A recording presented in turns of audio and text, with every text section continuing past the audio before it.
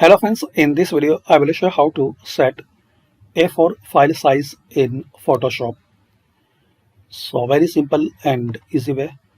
Click on File.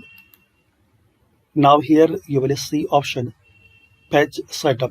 Click on it. In this list guys you have the option. You can select A3, A4, A5. So in case you need A4, so select it. A4. Select Orientations, Portrait or Landscape. You can change margins from here.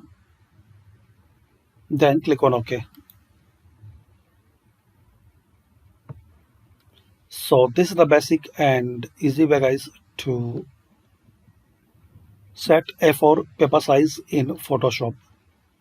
Thanks for watching. Please share, like and subscribe this channel.